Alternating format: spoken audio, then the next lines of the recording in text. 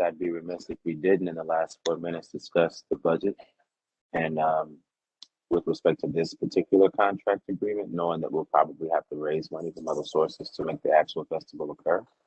But what are the constraints with respect to budget? What should we expect other fees um, available for the work?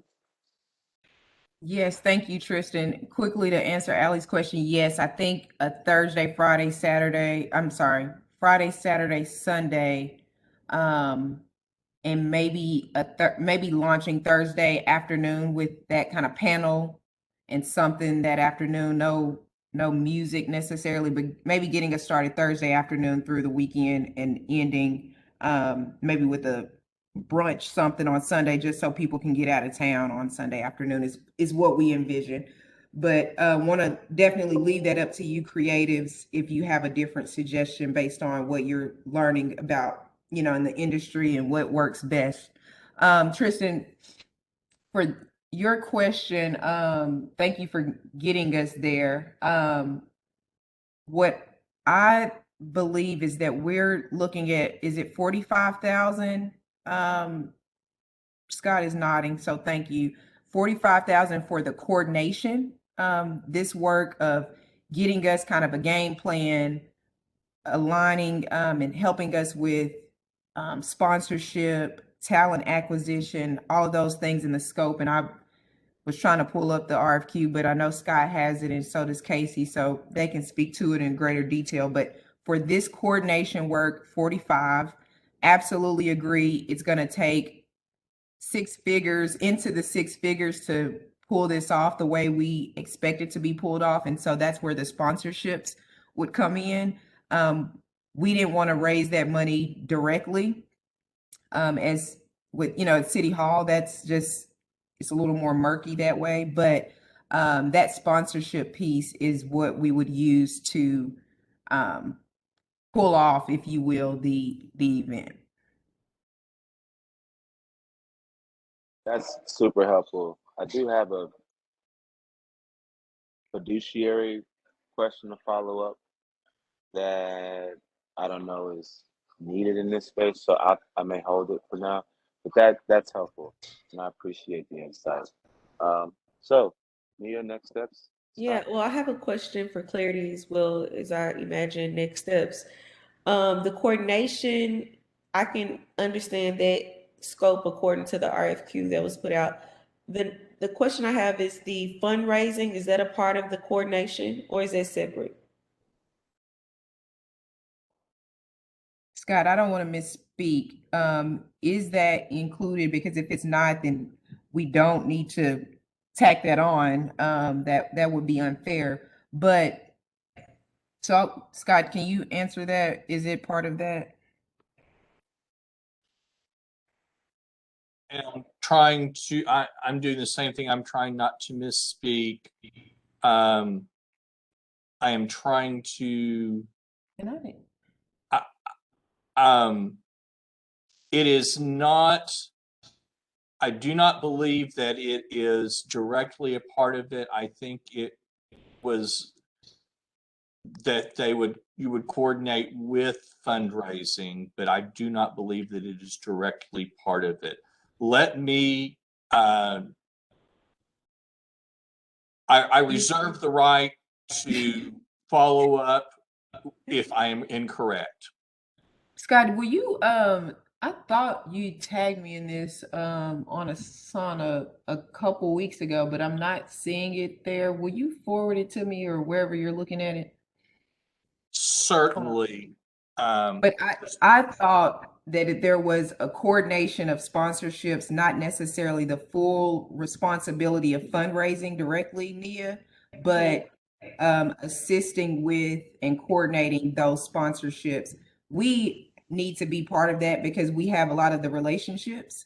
And so I need to be able to call, my contact at Coca-Cola or my contact at Dillard's or, whatever that corporate sponsor is, me as in the mayor's office in general, and help raise those funds actually. But I think it would be helpful for you all to coordinate the sponsorships in that identifying the levels how much we need based on what you're seeing as far as the talent acquisition and what it's going to take to pull it off, things of that sort. So I think that's the fundraising falls on us, but helping us identify what we need to fundraise, coordinating what those amounts are, bringing some opportunities to the table that we may not have. I know you all may have some relationships that we don't. Things of that sort, I think would be helpful as far as that role goes. That you're raising some points here, and I do want to be respectful and mindful of time, but No, please go ahead. and we can bookmark this for additional dialogue. So it's not there's no pressure to answer this now, but in part because our requirements gathering is going to help us get clear, crystal clear about the needs, the gaps, and to clarify the scope.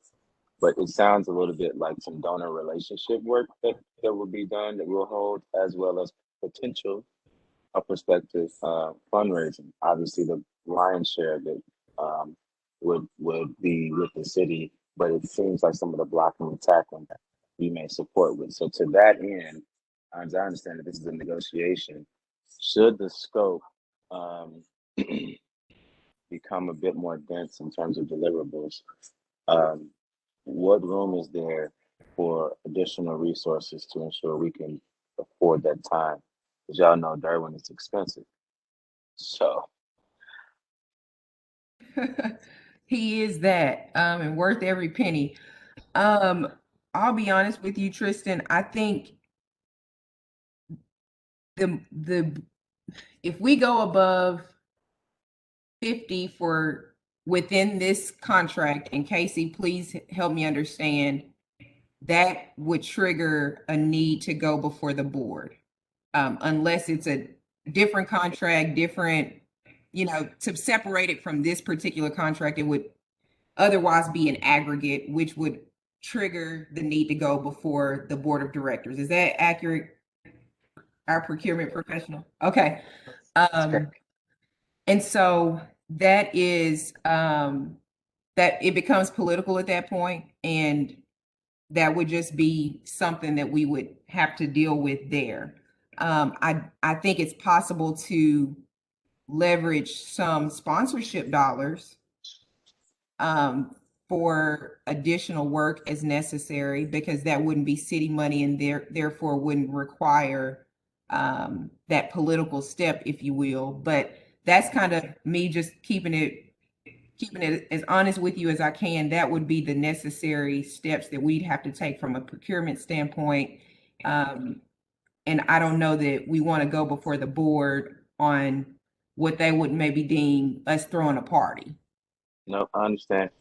What you just shared is where my mind was going. Is that there would other revenue streams could support the additional work. So we would, I think, need to bifurcate so that the work the city is paying for is very clear and it's clear cut, and then any additional tasks that would need to be covered would need to be resourced from other revenue streams.